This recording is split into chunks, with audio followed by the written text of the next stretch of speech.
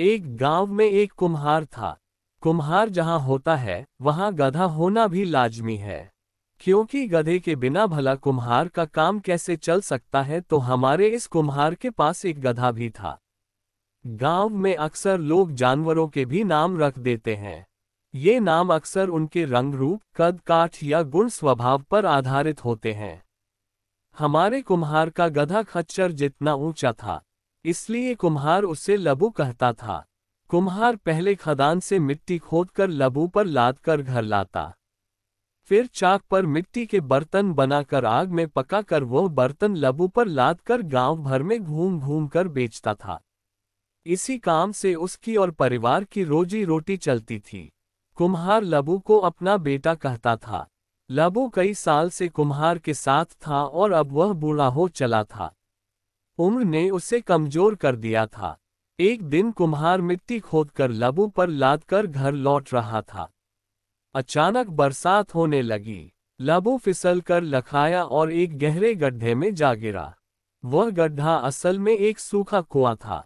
अपने गधे को गड्ढे में गिरा देख कुम्हार घबरा गया और उसे बाहर निकालने के लिए जतन करने लगा। कुम्हार भी बूढ़ा और कमजोर था, गड्ढे से बाहर नहीं निकाल पाया। कुछ राहगीर भी उसकी मदद के लिए पहुंच गए, लेकिन कोई भी उसे गड्ढे से बाहर नहीं निकाल पाया, क्योंकि कुआं बहुत गहरा था।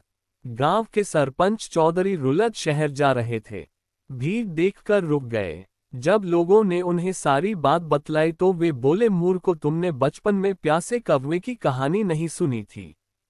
लोग बोले, सरपंच जी, सुनी थी। कौवे ने सुराही से पानी पीने के लिए क्या जुगत लगाई थी? उसने सुराही में कंकर पत्थर डाले थे, पर यहाँ पानी नहीं, गधे को बाहर निकालना है। चौधरी बोला, बात तो एक ही है ना।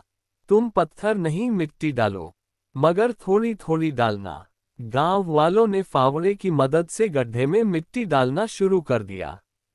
गधा घबरा कर उठ खड़ा हुआ। अचानक सबने देखा कि जैसे ही वे उस पर मिट्टी डालते, गधा शरीर को हिलाकर मिट्टी झाड़ देता है। मिट्टी कुएं की ताल में गिर जाती है। लोग लगातार मिट्टी डालते रहे। गड्ढे में मिट्टी भरती रही और गधा उस पर चढ़ते हुए ऊपर आ गया। अपने गधे की इस चतुराई को देखकर कुम्हार ने खुशी से गधे को गले से लगा लिया और सरपंच व राहगीरों का धन्यवाद कर अपने घर लौट आया।